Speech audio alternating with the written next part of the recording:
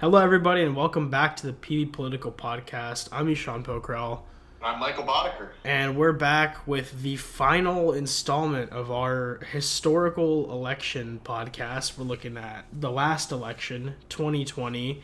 The first election that you were able to vote in. I was not able to vote in this one, but yeah, an absolutely crazy election. The highest voter turnout by percentage and by numbers. Over 150 million votes cast, I believe, in this election. 66.7% turnout, highest in American history. So at least in a state of full democracy, in that women could vote and then minorities could vote as well. So basically, yeah, crazy election. Just to run through the top line, we're going to go through the the general overview, the Democratic primary, and then we're going to talk about the election itself. So, Bodeker, yeah, initial thoughts. Look back on 2020. Obviously, this was my first election as a voter, which is crazy, by the way, to think that this was 4 years ago. Lots of things happening during this time. As many people that were sentient that are watching this podcast know, I mean, this was just a couple of years ago, now 4 years ago. We've got the COVID pandemic. The world is reeling. We obviously locked down in March. They are doing PPP. By, October, I think, some states, more of the more conservative states, had already started kind of opening everything up and kind of getting back to normal. Your Californias, your New Yorks, I think even DC, where I was in college, kind of stayed locked down through like the middle of 2021. So we're still looking at, part of the country is kind of starting to change. We don't have a vaccine yet at this point. Obviously, Operation Warp Speed is going on during this, and Trump obviously puts the roadmap for the rollout, and then once Biden wins, they've got it all. But obviously, that's a big contention point during the election. They've got the debates. A pretty funny moment from Biden with the "Will you shut up, man?" And this was just a crazy campaign, too, because the COVID changed campaign. And we'll get into it with the Democratic primary and the general, but like the basement Biden memes and Trump just kind of gaffing his way to trying to win re-election. And COVID definitely hurt his polling. But you're right. This was the highest voter turnout by percentage since 1900, which is ridiculous. Both candidates broke Barack Obama's vote record, which, when you think about it, is crazy. But this election was really seen by a lot as, we talk about the polarization. We've talked about it throughout the historical podcast, that this is the election to define all elections and the fate of democracy. That rhetoric, even though I think it's a lot now, we see it, I think, a lot. I think 2020 was even more of that microcosm of like, this election defines democracy in America. And that's why voter turnout was insane. And obviously now, I think there's more voter apathy than there was in 2020. Everybody was fired up to vote. Obviously, President Biden goes and breaks the record. There's, Bill Weld and Joe Jorgensen, who didn't play as much of a role as Gary Johnson did in 2016. Jill Stein, obviously.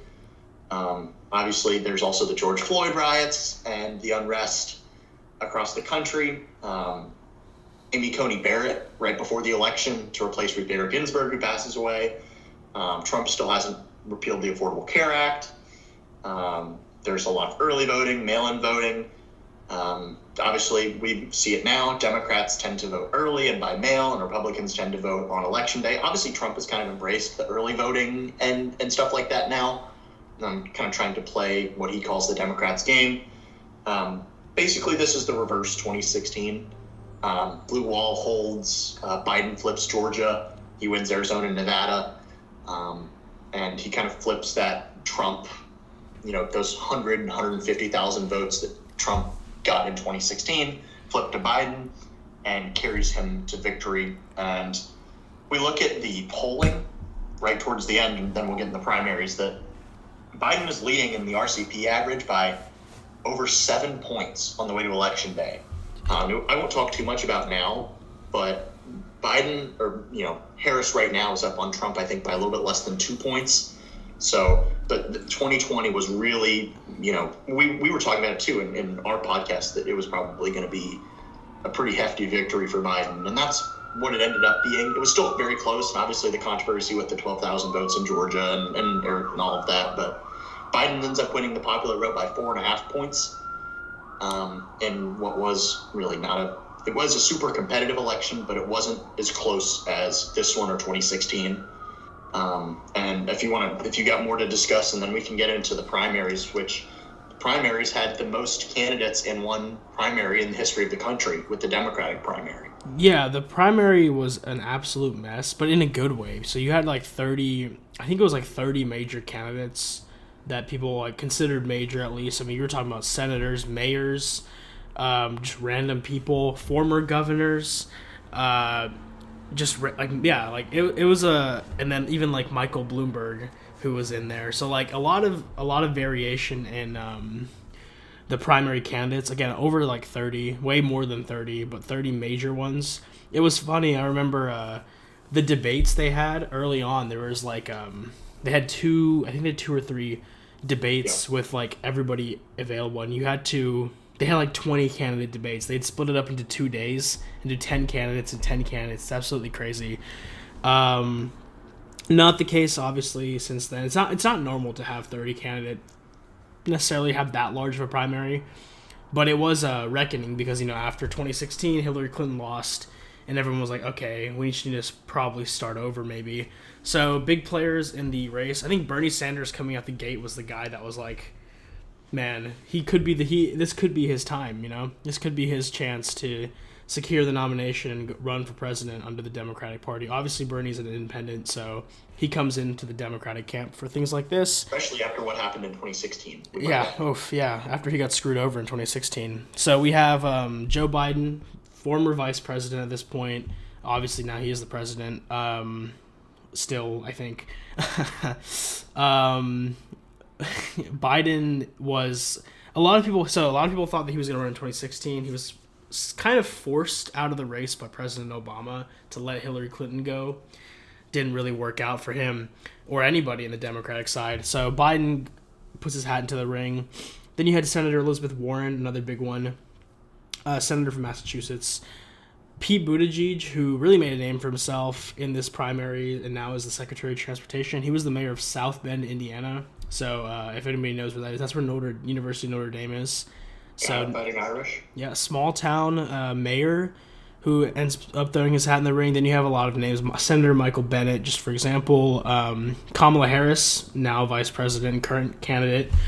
Governor Steve Bullock of Montana. Beto O'Rourke, the Senate candidate from Texas, who I think he was a congressman at one point, but he ran a very high-profile Senate race. Bill de Blasio, the former mayor of New York City. There's a lot of different people in this race, and yeah, it was absolutely crazy just how many people were really around here.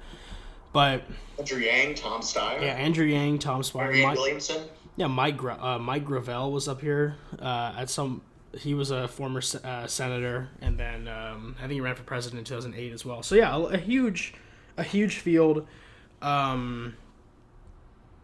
Just a large field of people. And early on, honestly, it wasn't obviously Biden is president now, we know that, but he was not the front runner, and we're gonna get into it now. He had a very weak start to the campaign, and I guess we can go ahead and just dive into it. So like, we can go ahead and get into like those crazy debates. 10 candidates on the stage, started dwindling down. I think even before the primaries began, Kamala Harris was forced out of the race. Tulsi Gabbard, a former Democratic representative, now she's a Republican. I think she switched affiliations. She absolutely destroyed Kamala Harris on her record as an attorney general, as California's attorney general, for locking up nonviolent drug offenders and apparently being a hypocrite about that. Something she hasn't really answered for, actually, in this campaign. I think Charlemagne asked her on his recent interview with Kamala Harris, and she kind of sidestepped the question. So that really forced her out. That was the biggest name, I think, dropping out early. That was a huge moment. Bernie Sanders, I think... Bernie Sanders has really gotten a lot of... even though Bernie Sanders didn't win this primary, he got a lot out of Biden throughout the debates, and I think one big thing is he got President Biden when it was I think it was only 3 people at this point. It was him, Bernie and Elizabeth Warren, and he got Biden to like kind of promise to do student debt cancellation. I don't know if you remember that, and that's a very Bernie thing. Like that's what Bernie. There's a reason Bernie was popular, and it still is very popular because of those populist sentiments in his economic policy. And he was able to get that, and then Biden actually did it. So I mean, Bernie Sanders didn't win again. Like we've talked about how Bernie Sanders has had like probably the biggest impact on the progressive movement over the last in a long time, maybe even the last 100. Honestly, since FDR. You also argue the conservative movement too with the Trumpian economic policy. Bernie is an underrated figure for most influential economic figures in America over the 21st. Like it's the definitely he's definitely up there. He's up there, or he is first. Like he's basically the driving force behind moving Republicans to a much more populist point of view. Again, like we've said it, Bernie and Trump are two sides of the same coin in some respects. Like they tapped into the same anger that a lot of Americans had. Let's get into the primaries. Let's go straight. There was no Republican primary. Not really. There was Bill Weld, and there was somebody else on the Republican side. I can't remember. But Trump won all delegates except one, I think. So he destroyed that field. There wasn't any competition there. Nothing crazy there. Let's get into the Iowa caucus. Contests in the country for Democrats was very controversial. Bernie Sanders actually did win the popular vote, he won 26.5%. It's a huge field. Pete Buttigieg won 25.1%, but Buttigieg actually ended up somehow being the winner. There was a lot of controversy behind this. I can't remember the exact specifics, but Buttigieg ended up technically winning the first caucus. And then from there, I mean, you can look at we can peg this all to Biden's results in the first couple of contests. 13% in Iowa. We go to New Hampshire, the second contest. Sanders and Buttigieg actually tie for first, even though Sanders did win the popular vote. But they have the same amount of delegates. Biden, 8%. Fifth place in New Hampshire. Amy Klobuchar defeats him by double his margin in New Hampshire. Senator from Minnesota, who was actually in it for a while, who was doing somewhat well. Nevada, Bernie wins 40% of the vote. Makes a lot of sense for Bernie to win in Nevada. And then South Carolina comes and changes the whole race. And I guess that's where we can really spend our time, because that's where the whole dynamic of the race, it really looked like Bernie was going to walk away with this. But then the whole Democratic establishment came in and saved the day, you could say, I guess, for them. So I will say I'm pretty sure, so between Iowa and South Carolina, or maybe it was late, I'm pretty sure there was a debate within there, or maybe it was probably, so it was beforehand. So the first debate, with everybody, and it's Biden and Harris and Gabbard and whoever, and everybody's on the stage. And Biden is still not seen as the presumptive nominee. Like, I think you and I, we had talked, even on the podcast then, of, like, Biden is the most general election quality candidate. We'd been saying, shouting that from the top of the hill. Well, the debates come along, and Harris absolutely torches Biden on forced busing, which was an issue that Biden, I don't even think he'd actually support. Like, it was a non-issue, at least. Well, it was from the crime bill that he sponsored in the 1990s, which is really actually has had a very controversial impact, and I think that's kind of where she brought it up, because he did sponsor that bill in the Senate. Yeah. So Biden drops. He stayed pretty stable for a long time at 10 to 15, 5, 10, 15, in that range. And then he hits, unfortunately, gets destroyed by Harris on that. He plummets to, 5%. Harris was up at one point leading with like 23 or 24% of Democratic primary voters. So it's looking like she's going to be the nominee. And at this point, like, not in the same way that she has now, like, she fully embraced her progressive heritage, essentially. The entire she sprinted to the left with Warren and Sanders and those types. She did not portray herself as a moderate at all in the Democratic primary, and definitely embraced that. And then, obviously, like you talked about before Iowa, there's another debate, and Gabbard just completely eviscerates her on stage, and it was an aha moment of, oh, Like, that's rough. And basically overnight, Harris goes from 23% to like 3%, and she drops out. I remember that exact moment because you could see the real, like, the whatever polling averages, and you could see Harris jumping to the lead, and the lead wasn't like a 50%. Like, she had like 25%, but she went from like tens to like you're saying, like she jumped, and then she went right back down. She actually dropped out before the primaries. I think she dropped out in December. So that's the lead up to this, and then we get to the actual results, and it's Biden, Bernie, Elizabeth Warren, Michael Bloomberg, Pete Buttigieg, Amy Klobuchar, Tom Steyer, and Tulsi Gabbard, and then Iowa, New Hampshire, Nevada come along, and Biden is stumbling, bumbling, to put it in one way. But what happened? Well, South Carolina. The Democrats kind of realized that Biden was going to be the person that could beat Trump, and that was the issue of the 2020 election. If we could put this podcast at a 2-minute long podcast of the 2020 election, Democrats wanted to beat Trump. They nominated a candidate that they thought had the best scenario to beat Trump. Yeah, and also there's a second added important. I do think it was who could beat Trump and who wasn't Bernie Sanders. That's an important second. Yes. They're two prerequisites: beat Trump and not Bernie. So essentially, that was the story. Well, what happened between Nevada and South Carolina? Well, a lot of stuff comes out about how the Democratic establishment is really pushing for Biden because he's stumbling and bumbling and campaigning, and not quite from the basement yet because COVID hadn't quite happened. It was right before COVID, basically.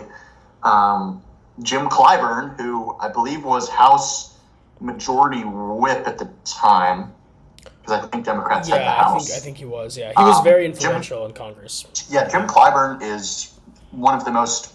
He's a top 3 most influential House Democrat. He is, and he has been for a long time, and he has a very influential say in the African American community, specifically in South Carolina, which is where he represents. So we get to South Carolina. Clyburn backs Biden and kind of shifts the establishment that way. And I think Jim Clyburn actually plays a big role in Biden being president right now. No, absolutely. Without Jim, there's been like stories that Jim Clyburn actually is the one that also pushed Biden towards choosing Kamala Harris. Jim Clyburn is a massive player in this election, and it's literally because of South Carolina. If Bernie hadn't won, so Bernie won Nevada with 40% of the vote. For context, or well, not even for context, comparing that to the next closest, Biden was second with 19%. He destroyed it. Like, that's as close essentially as you can get to an outright majority in a 10 candidate primary as you can get. That was probably panic stations for everybody. I think people have said that like Obama stepped in at this point. He's like, hey, you got to endorse Biden. Because Obama was always kind of iffy on Biden running for president, right? And I guess it's like a power dynamic. I don't know what's going on there. And obviously, Biden wins South Carolina with 49%. He almost wins an outright majority in South Carolina. Yeah. And so then we get to Super Tuesday, and which is right because South Carolina's I think it's on a Friday, so they always go. Or they go on a Saturday. They vote on a Saturday, and Super Tuesday is the next Tuesday. This is like a 4-day gap we're talking about here. So after Biden wins South Carolina, we're to Super Tuesday. Smokes everybody in Alabama, which has a large black population, 63% of the vote. He wins Arkansas, not surprising. He loses in California by 8 points to Bernie. If you're losing by 8 points as the quote-unquote moderate, I think you're doing pretty darn well in California. Loses Colorado to Bernie by 12. Yeah. Wins Maine, which a northeastern state, Bernie should be dominating. It was close. Maine was very close. Very, very close. Massachusetts, Biden wins Massachusetts. Biden wins Minnesota, which at this point is still Amy Klobuchar's home state, but she's gone by this point, essentially. North Carolina, Biden crushes. Yeah, it gets and you can in Vermont. Bernie wins Vermont with a majority, his home state. He wins Utah. He wins the Democratic abroad vote. It's hard to really point to anything except the South Carolina like endorsement wave that came as the reason President Biden became President Biden. Because I think otherwise, and that's the disgusting part of a party system, frankly. Like they're in a I think probably in 2016 too, without the influence of a party like that's as a national party, like not even like having a Democratic Party that operates top down. Without that existing, you have Bernie Sanders in 2016, then you have Bernie Sanders again in 2020. And I don't think that's up for debate. I think it's pretty clear what happened in 2020. They were like, okay, we can't have Bernie. I don't even think. Yeah. And I was just going to say that there are the parties operate differently right now. Like, I think that the powers that be in the Democratic Party are infinitely more powerful than the powers that be in the Republican Party. Absolutely. Because in the same way that Bernie got pushed out in 2016, the Republican establishment basically they tried to push Trump out, and he just ended up taking a plurality and beating everybody on the way. And the thing is, Trump became the exactly establishment guy in the party instead of the party pushing him out, like Bernie's been kind of cast aside and only embraced when they need him. Trump has completely taken control of the Republican Party, not in the way that a single candidate since probably President Obama was able to take control of the Democratic establishment. Yeah, and I mean, like, the thing with the GOP is, like, it's so, like, messy. Like, there's no way, you can't even have, like, the top-down organization. It's clear that the Democrats just have more top-down planning. I mean, like, you can see the way that Biden was forced out of the race, and then Kamala Harris was selected, and no one else threw their hat in the ring. If Kamala Harris, and we can maybe mention this at the end, but like Kamala Harris is sliding right now. She's not doing what she needs to do to beat Trump because she's a weak candidate, frankly. Like, she might be good enough to beat Trump, maybe. I think it's a. And that's why she didn't make it past. She didn't get to a vote. She didn't get a vote. Exactly. She didn't get to one primary, so it's not surprising that the Democrats did this. I do think it's unfortunate because I think Bernie would have won maybe I think it would have been closer in 2016. Definitely would have been closer. I think it would have been genuinely two of the closest elections we've had. And I think then, to be fair, I mean, if COVID never existed, Trump was on his way to probably a landslide victory in 2020. He was very popular. As popular as you can be with Trump being president, he was in the 40s. And at least economically, and that economically, everyone loved him. Yeah, everyone loved him in the economy. So, yeah, man, the Biden really got bailed out, and there's no other way to. I think that's the fairest way to say it. And we've talked about it, how basically the Democrats in this election with this primary sold their soul. They put it all on the line to beat Trump, and now they've kind of cast themselves into this hole of, oh crap, it's like the viral Wario meme. We've won, but at what cost? Yeah, exactly. Yeah. This is where it started. It was a mess. And yeah, I think, and it was kind of interesting because then you also had, as COVID did hit, conveniently COVID did start like becoming more of an issue in the States as the primary was just about settled. So we weren't really seeing a big primary fight throughout COVID, which again, you can thank Jim Clyburn for and the rest of the Democratic establishment for on that front. But you could see like, You kind of got a feeling that this election was going to be between two people. One who, Trump, who was president and was kind of doing, already people were sort of like, yeah, he's kind of old, And then you have Biden, who people were already thinking that Biden was too old to be president. This was already a common sentiment. He was 77 when he was elected, so everyone was like, okay, he's kind of old already. So what the Democrats did is the good old basement Biden strategy, which I guess worked out for them. But essentially, they just hid him away. No interviews, not really much media, not many campaign stops. On that front, it kind of makes sense with COVID. But also the fact that your candidate's so old that COVID's that big of a risk to you is also very interesting. And it's also not, I don't think, the best thing. So there wasn't many campaign stops. Trump was always on TV doing the warps, his COVID press briefings. Famously sent out. That was a time in history. It was one of the times in history. Famously, what did he do? He sent out the stimulus checks. Probably bought him a little bit of favor right before the election because his COVID policy, I think we both agree, was mixed, to say the best. I don't think it was good. I think it was definitely mixed. But he did host some rallies in person. He still tried to host rallies in person. And that's his strength. His strength is hosting the in-person, which is why I also think he's doing better this time. When he can go out and just do his thing, I think that's generally favorable to him. I think so too. I mean, he's a performer, right? He's an entertainer.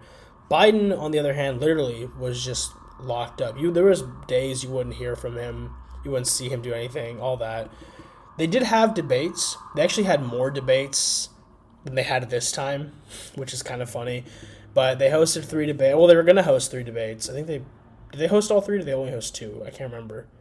They did. Well, so they were supposed to have the second one at the University of Michigan in Ann Arbor, but the university withdrew because of the pandemic. But because Trump got COVID in October of right before the election, That's right, yeah. Trump refused to participate, and then the third debate was the one at Belmont. See, Trump might have given COVID, or he had COVID during the debate, so that was kind of interesting. Again, the fact that this is a huge concern to both of the candidates is concerning considering their age. Otherwise, if it was 2 40-year-old candidates, the likelihood would be that nothing would have happened to them.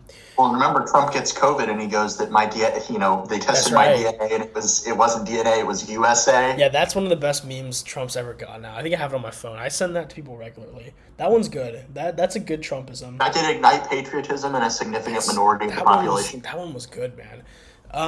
Yeah, okay. So Biden, the downside of Trump in 2020 was that he was on TV all the time. Because he was the focus of every single article, every single piece of news, everything. And it's been like that for most of the last 8 years. But yeah, I guess decade.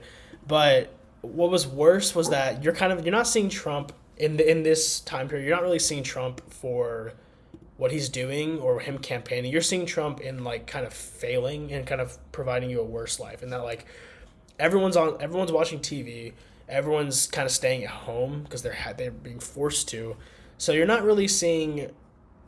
getting like any reprieve from seeing Trump do this or say this crazy thing or whatever. And the opinion on Trump, which is already kind of mixed on like him personally, started sliding a lot. So he started going a little negative, and that definitely hurt him, obviously, just because. And I mean, you can reflects pretty well in the polling, which again was probably, I think in the end the polling averages ended up being Democratic, a 3-point advantage for Democrats. I think Biden won by 4 points, right? Yeah, so, Biden won by 4.5, and he was up in polls by 7.5. He was up by anywhere between 6 and 10. The polling was also a little messed up in this time, and polling should never be considered an exact science. I think it's really hard to get that, especially now. It's just really tough to accurately poll a demographic or a population. But it was crazy polls. There was polls like the famous one, Biden up 16 in Wisconsin. That one's probably the most famous. Like that was ridiculous. Just like thinking about that is absolutely crazy. The only candidate up 16 in a swing state right now is Josh Stein on Mark Robinson in North Carolina, because Robinson's insane. And that's not a Trump problem. Yeah, that's Robinson being a Nazi, apparently, allegedly. Allegedly. Yeah, although he definitely said it. It seems like. Anyways, you look at these polls, and Biden, actually, I don't think Biden ever trailed, he never trailed the average. He was always in the lead. He never trailed a poll, actually. It looks like he never trailed the average. Well, the thing is that, the pandemic would have made it hard enough on an incumbent as it was, right? If the script was flipped and it was Biden leading the pandemic response, I think Trump probably would have won. I think so too. I think whoever was in the Trump sticking his own foot in his mouth during the pandemic didn't help that he was already facing a pandemic, which would have been bad on an incumbent anyway. The incumbency advantage didn't. Yeah, this is the first election, I think, and I think we're seeing it here too. The incumbency election is a disadvantage right now. Exactly, because you're right. It wasn't like we were steadily our lives were fine. People were seeing COVID happen, and they saw the face of it, which would be the president. If that's whether that's accurate or not, that's what people that's what you're seeing. And national unrest too with the George protests and BLM and the BLM stuff. With all of that, you kind of don't have a positive view of your president. I think in a normal society, in 2016, if Obama had ran for a third term, which he probably would be president till now, honestly, if there was no term limits, just because he's popular. There was no reason to not vote for him, I guess is what I'm saying. But Trump gave people a reason to vote for him, so it was a shift. There wasn't really that in 2020. It was more oh, this guy's kind of floundering. let's go to the guy that's familiar in that he kind of is like a normal politician. It'll be a little. What did Biden always say? He wants to restore the soul of America. That was his slogan for a little bit when he was actually campaigning. Very interesting, right? Yeah, and I'm looking at the polling right now. Trump led one poll from when Biden clinched the nomination, so like early March to November. Trump led one poll. It was in September, and it was by 1 point. The margin of error was 2 points. So actually, he probably wasn't leading. And you can see, yeah, you get Biden plus 16 in the national poll. CNN national poll, Biden plus 16, 57 points in support for Biden. I don't think there's any 60s in here because I don't think a 60% popular vote's happened in a long time. But you can just see the polls were definitely skewed a little bit, and that's not really that I'm me saying. That's not me saying like they were like favoring like Biden or whatever. They just weren't tuned for like the election we were in for. I don't think anybody expected to have the highest turnout ever. In hindsight, it kind of makes sense, but all of that stuff just absolutely led to a really weird miss in 2020, which hasn't been corrected since. So it's a really strange election, just from the general election side. You want to get to the map and then do like everything else? Yeah, let me get into the stats. Yeah. So, looking at the map. Initially, the map ended Biden 306, Trump 232. So that's the which setup. is I believe the exact inverse of 2016. Just flip the parties. Yeah, but I think there was a little bit of difference because there was like some faithless electors. Some so close. faithless electors and stuff. Yeah. But basically, the inverse of the 2016.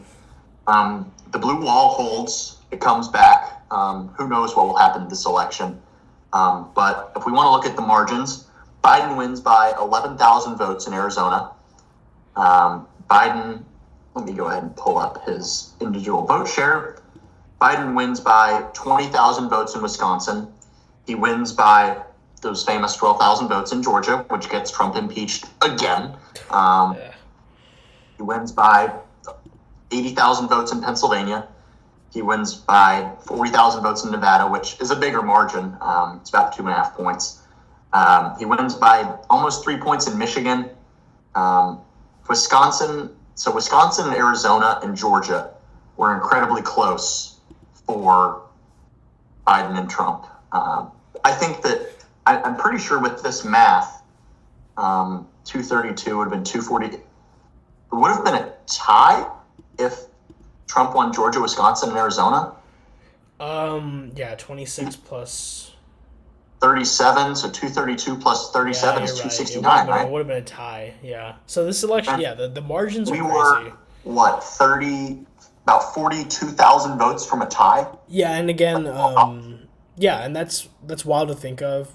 At the same time, that just goes to show you how little the Electoral College isn't necessarily representative of reality, really. If you look at the vote totals, it's just like, I think it's a better system, but it's really interesting, right? Like 40,000 votes led to a 70-point swing in the Electoral College. In the states that Trump did win, he won, not all of them maybe just convincingly per se, but like Trump's closest state was like 80,000 votes or 70,000 votes in Carolina. Basically every state that every swing state just went barely for Biden, just about. Like it was just enough for Biden to get over the edge. Even with everything going on, which is crazy. Yeah, he was a popular guy, man. I don't know. He brought out a lot of voters that people, again, to refer to polling, a lot of the people that voted for Trump just weren't being contacted by pollster. It was like a silent minority kind of. Like there was a large silent majority. There was a large amount of people in 2016, like for example, who weren't contacted by pollsters because they were first time voters or whatever, or maybe they weren't registered until this election. So compounding like the flip side of you seeing Trump on TV every day, you're gonna also have people that are joining Trump's corner and like, coming out for 2020. So yeah, it makes a lot of sense that it's just like really everything that could have went wrong for Trump on the day went wrong for him. Like he barely lost Georgia, he barely lost Arizona, whatever. So yeah, interesting. And as much as we want to say it was quote unquote a landslide and Biden was destined to win, like I said, it was basically 43,000 votes from the House deciding it, which at that point I believe was Democratic. So, but it was the state delegations that decided and not the Yeah, national. memberships, So yeah. in theory, Trump would have won a second term. Yeah, I think Republicans. So to break that down, I think we've broken it down in the past, but that was like months ago. Yeah. So they do it by state. So you're within your state. You're if you have 7 reps like Alabama does, they'll vote. They'll internally decide like, okay, well we have 6 Republicans. So like let's say 6 of them vote for Trump, 1 votes for Biden or Harris in this election. That means that our state votes for Biden, or sorry, for Trump in the House vote. So that's how they decided. I think there was more because there's a lot of Republican states that have like 1 or 2 total reps, like Montana, North Dakota, South Dakota. Like those seats are big. Those are full votes that are being cast by 1 or 2 people. And even quote unquote Democratic leaning states have, like, I think Wisconsin and Michigan have almost as many, if not more, Republican representatives than they do Democratic representatives. Yeah, so like those things, and like Arizona, Arizona, Georgia's predominantly Republican in the House. Arizona is too. So like yeah, those things are really interesting. And Nevada might be one that is as well. So they're very interesting wrinkles. I think they've got 3. I think they've had 3 Democrats. They could be tied. I don't know. But yeah, like stuff like that would make it not closer than it should be, but close, very close. Yeah. So, and then obviously, I guess we got to talk about it after the election happens. There's the Trump gets impeached again. It's all the voter fraud and stuff that has dogged him basically from then until now. We should probably go through it a little bit just because like it was a really weird timeline. So initially, election night took a long time because of the mail-in voting and then when you counted the ballots. So I remember, I don't think they called really the election until the next Monday or Sunday. We were trying to figure out who won Georgia, who won Arizona. Those are 2 of the big states. Michigan, I think, was called. Pennsylvania was. See, the other thing is like Trump also declared victory in a lot of these states because they call it, like now they're calling it like quote unquote a red mirage. What happened was people that voted in person on election night, which tended to be Republicans who weren't early voting due to COVID, because of what Trump was saying. Trump was telling people not to vote. He was telling people not to do mail-in voting, which is stupid, because you're basically locking out some of your supporters if you're you say it's not legit. So Trump declared victory in Pennsylvania because it looked like he was up by a lot of votes when in reality they hadn't counted the mail-in votes. I think he also said that he won Georgia. It's the same reason. Biden was predicted to win Arizona. Okay, no, Arizona was first. Okay, interesting. So Biden won Arizona. Fox called Arizona for Biden. And then like there's one more state to go. Every news outlet had it called differently. Like we were like, who says what's won? It was a mess. Trump was not helping because he was saying first he was telling people not to do mail-in voting because it doesn't count or something, which is stupid. It's very dumb actually. It's the dumbest thing he probably did in the whole thing to begin with. And then he started declaring victory because he didn't realize, or I don't know if he just didn't realize or didn't care, that they were going to count mail-in votes after they counted in-person votes, which was also a dumb way to do it. And I think a lot of states are actually counting them earlier now, so they're actually doing it the other way. I know Georgia, so we're gonna do an episode on this. Me and Cameron are next week. We're gonna do a little bit of a breakdown of what to expect on election night because there's a lot of things about what states are gonna count what ballots beforehand, stuff like that. It's gonna be a mess. Yep.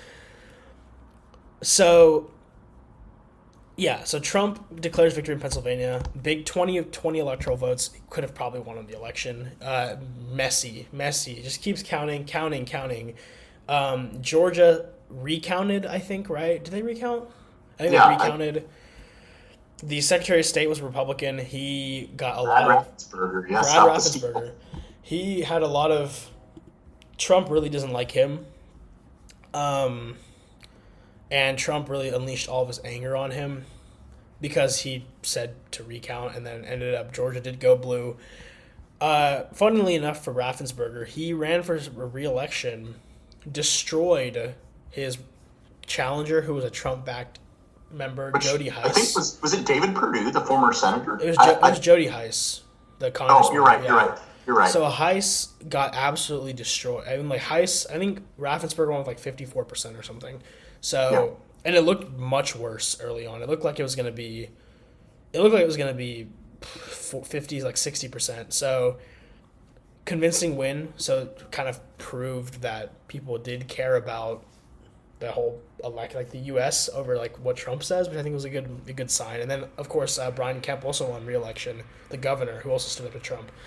Well, and the impeachment is essentially, to boil it down, is Trump called Raffensperger and allegedly, however you may feel about the politicalness of it, basically, isn't there audio? The way that it was interpreted by congressional Democrats, I guess I'll say, is that Trump asked Raffensperger to find him 12,000 votes to put him over the top in Georgia, which obviously wouldn't have mattered anyways because Trump had already lost Wisconsin and Arizona. But yeah, basically, however you want to see it, Trump gets impeached and acquitted by the Senate, just like he did the first time. But this one was close. Wasn't this one super close? Because it was right after January 6th, too. I think it was closer, but I don't know. I don't know if I have the results. So Trump made history by becoming the second president to be impeached. Let me remember. It was It was I thought it was much closer than the first one. Let me look at the votes. And so while you're looking that up, I guess I'll talk about how obviously the election protests, whatever, Stop the Steal. Basically, that all concludes with January 6th as a kind of a direct result of all of this election rhetoric, and then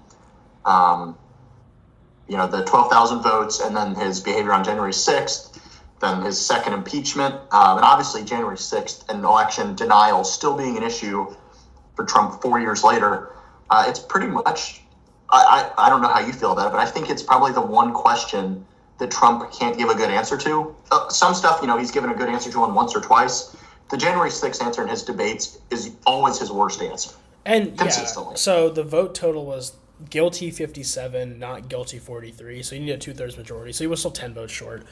That being said, he can't give a good answer on it because he still believes that election was stolen. He doesn't really. This is the one thing that he believes to this day, which is really weird. Like he's flipped his abortion stance. He's flipped really anything. He flipped the other day. He said that he wants to basically not restrict legal immigration. So he's really flipping on everything because he's saying whatever he needs to say to get elected. Probably not a great thing, but it's what he's doing. It's what he's been doing for years now.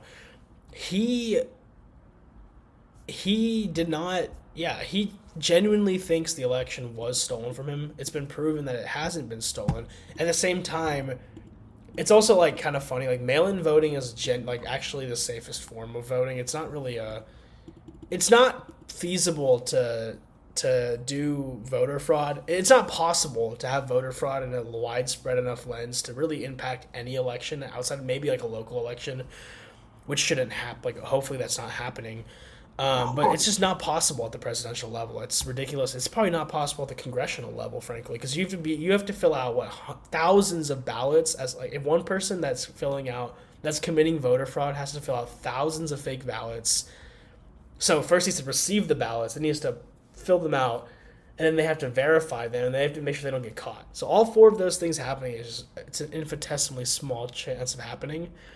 So that made it ridiculous off the start. But yeah, it's been dogging him because I think he just believes it, and I think that's his biggest hurdle. If he was able to like move past it, I do think he'd be winning this like polling. I think he'd be winning pretty convincingly in November, and I guess in a couple of weeks. But that's what I was going to do. Is I was going to break down exit polling real quick with kind of this, and where I think we'll go now is some of the interesting ones. Trump won men by 8 points, and Biden won women by 15 points. I would not be surprised if those gaps, respectively, are larger both sides this time. Like, I would not be surprised if Trump wins men by closer to, almost 15 points, and I would say that I would not be surprised if Harris wins women by 20 points or more. Definitely. Absolutely. Same thing with African Americans. Biden won 87% of the black vote. Trump won 12%. If black men, which voted for Biden, it's 79%, and almost 20% of black men voted for Trump. If that proportion for Trump gets much, much higher, Democrats are in real trouble. And we've seen reports that number actually, really could be closer to like 25%. Yeah, there's a lot of speculation that the Latino vote especially will be bigger. So Biden won 65% of the Latino vote. Isn't that crazy? He's not doing that this time. Harris can't do that. Yeah, that is I think it's high. closer to probably 55. Yeah, I think Trump's probably captured about 10 more percent of the Latino vote. The Latino men vote. There's been a lot of people like that are bullish on Trump winning the Latino vote, or not winning, but like competitive in the Latino vote. I mean, Biden won 59% of Latino men, and Trump won 36%. I don't see any scenario in which Trump is probably under 40% of Latino men. I don't think so. It's kind of interesting because as the nation gets like changed demographics, people were like, oh, the Democrats are going to sweep all the minorities, and then that's going to win them every election. It's not going to happen if you don't do anything for those minority communities, right? So I think that's what they're going to have to reckon with. And like, there's a lot of cultural sentiment between Republicans and Hispanic voters, and Republicans and Black voters, and Republicans and Asian voters.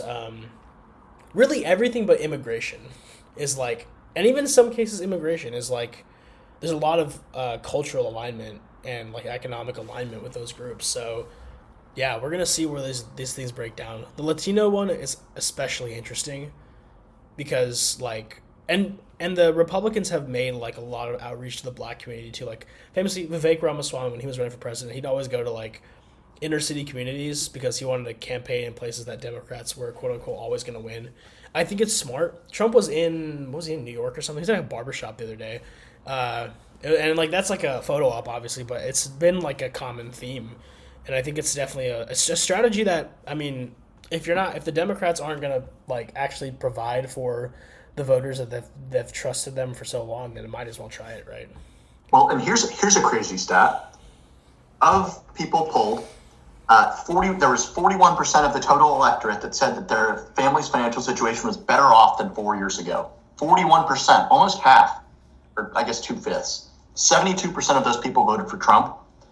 Worse than 4 years ago, 77% of those, 20% of the electorate voted for Biden, and about the same 65% of them voted for Biden, so about 40%. So of the people that were about the same, 65% of them voted for Biden. That's about 40%. People that were better, obviously it makes sense they're probably Republicans, voted for Trump. However, 41% of the electorate saying they were better off 4 years ago, I don't know if that number is going to be quite as high this time, and I think that those people, the better than 4 years ago, are probably Democrats now. That's what that's what I think the Trump argument should have been. Like, hey, so again, so if you break down this section itself, worse than 4 years ago is only 20% of the electorate, according to these polls. So you're basically like in a position where only 20% of the electorate is in a worse position, and 80% of the electorate's either the same or better. That's the reason Trump almost won despite COVID, because economically people really liked him. Now, I do think that number is going to be flipped. I think people are going to be much worse off than they were 4 years ago. I think it's almost going to be a pure majority of worse off votes. Yeah, it might and be. If they don't break for Republicans, I would be gobsmacked personally. Yeah, and it's kind of funny because there's not really any reason they necessarily should, other than just remembering Trump having low gas prices, and that's not really something Trump can do. Actually, Trump will most likely increase inflation if he wants to do these tariffs and all this stuff.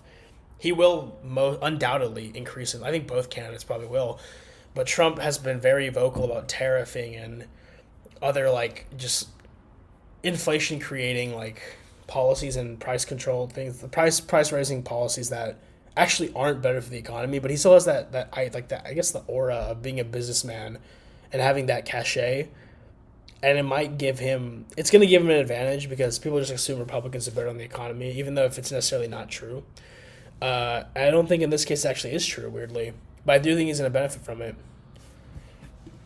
I agree. And obviously we talked about polling accuracy. This election, 2020, was the highest level of polling accuracy seen since 1980. Interesting. Yeah, so the national polls, again, like we say in most every episode, don't look at the national polls to determine who's going to win an election because it's all about state by states. The national poll over support was there. State by state, I actually don't know how they did. I don't know if they broke it down correctly. Biden did win every swing state, just about. This time around, the state by state polls, all of the three Midwestern states, Wisconsin, Pennsylvania, and Michigan, are even.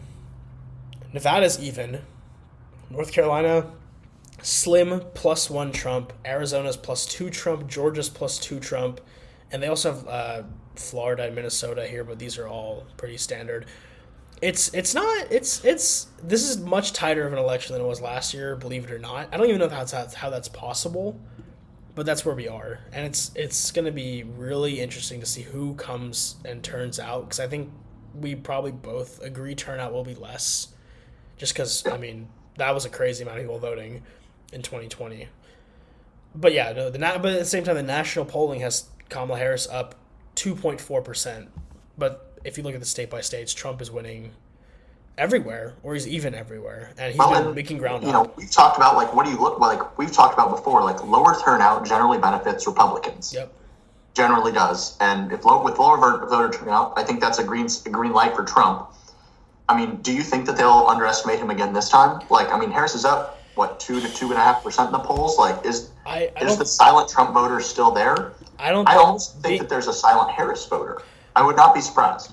Being up 2.5 in the national poll, though, just doesn't correlate to you winning an election if you're a Democrat. I feel like you have to perform at least 3 to 3.5. Because Biden won by 4.5. Those margins Biden was performing at 7.5 and only won by 4.5. That's what I'm saying. So those margins are very slim. I don't think 2.5 or across the nation is enough to win for Harris. At the same time, she's also just. It's been interesting. I don't know. The campaign strategy for Kamala Harris has been really bad recently. Because and everybody kind of knew this and they forgot it because she was locked away as vice president for so long. She's not good at interviews, and she's not good at like speaking when she's not on a script.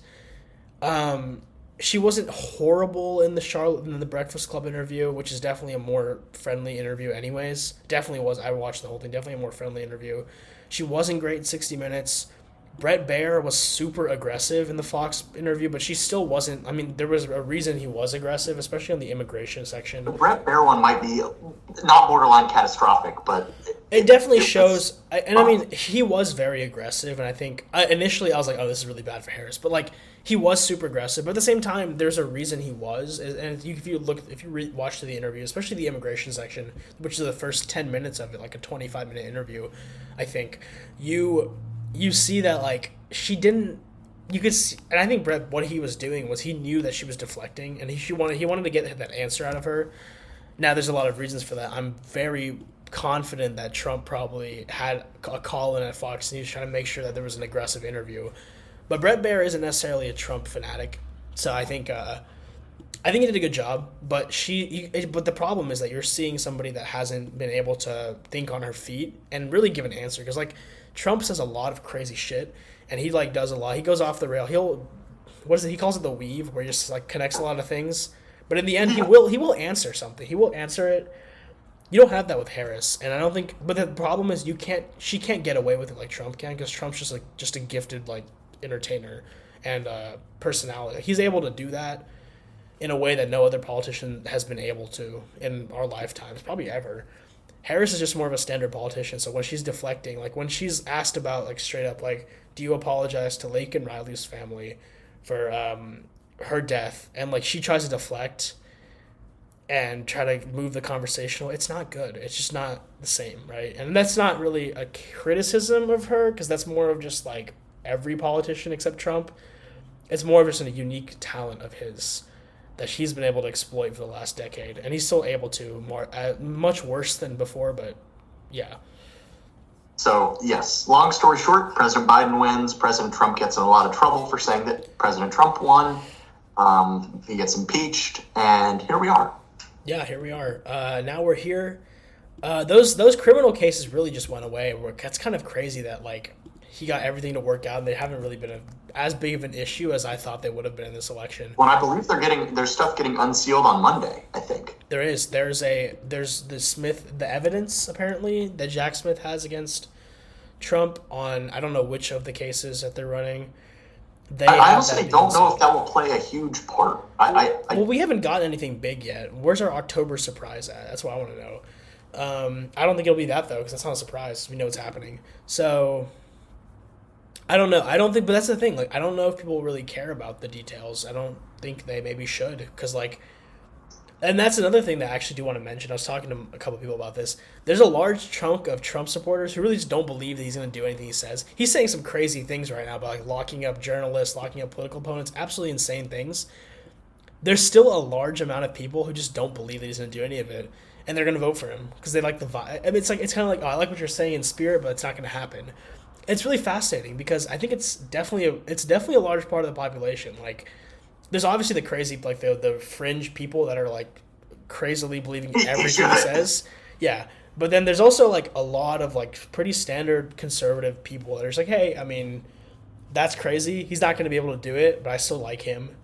I know a lot of those people. I mean, like that's like a pretty common sentiment. So it's really interesting just like to see how little words I guess do matter as much. They matter much less for on the Republican side now because you've had someone that's like bombastic as Trump. And I think it's those like conservatives that like believe in the like all the checks and balance, like the rule of law. Conservatives are like, he's not, he can't. The logical Americans like, yeah, he can't do that, right? Like it's not possible. And I think that they're like those people are just kind of like, which we've talked about before. Trump talks just to speak. Oh yeah, that is the point of him speaking. So all of this crazy stuff, something like honestly, and like he probably does believe some of it. But you can never tell what like he acts because he just talks and stuff comes out and it sounds like some of it's like, oh my god, that's terrible. He absolutely believes. He definitely believes some of it. He believes some of it, but he doesn't like. He's gonna say the same. He's gonna say something like the polar opposite the next day. He's really just speaking. It's really just entertainment value for him. It's like us when we're like angry about something. We're like, yeah, I'm gonna do something crazy, and you're like, you're not gonna. Yeah, and I think you're just not. He definitely believes some of it, but again, like he's not going to do anything, which is like I don't think it's a good state of affairs to just like bank on it, I guess, but not a great political strategy. I know, I mean like for like the voter to bank on it, I don't think it's great. But at the same time it's like, I mean, he had 4 years in office and he didn't do crazy. I don't know. I understand the voter that's saying that, okay, I like Trump's like I like the American spirit, whatever. I like him putting his fist up after he got shot. I don't really like maybe he doesn't, maybe they don't know that he's saying this random stuff, but I don't think he's going to do it anyway, so I'm still going to vote for him. I don't really begrudge that person because that's a lot of my friends that I know. That's a lot of people that I know, a lot of people I've worked with. That's just what it is, right? Like, I mean, that's just part of the Trump experience, you could say, for some people, for better or for worse.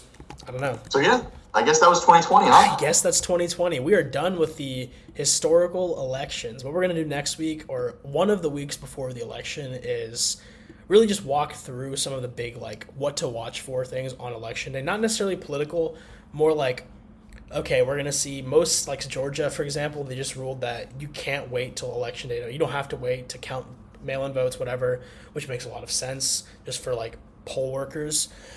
So we're going to be like, what are we going to see? Are we going to see most likely a lot of Republican votes coming early? Does that mean we're in for something like we were in for last year where Trump just declares victory even though there's no reason to? What are we in for? We want to kind of prepare everybody because election day is 2.5 weeks away? We're almost here for the most exciting / dreadful / scary night in 4 years. So yeah, thank y'all. And we'll do our prediction for that podcast. We need to do that. Official PB predictions. That's right. We need to do we'll probably have 3 episodes hopefully before election day. So we gotta get the processes out. We'll do an election one. We'll do 2 election ones probably. We'll probably do an election presidential. We'll probably do like a down ballot race, something like that. I don't know. We'll figure it out. If y'all have suggestions, let us know because we're always looking for more suggestions. Thank y'all for listening. Website forecasts are coming up. We got Senate forecasts from the Aaron Thomas, absolute legend on Twitter. He's very popular on Twitter for his forecast. So go check that out. Go check out my presidential forecast. And yeah, all the other stuff. So thank y'all for listening. I'm Eshan Pokhrel. And I'm Michael Bodeker. And goodbye.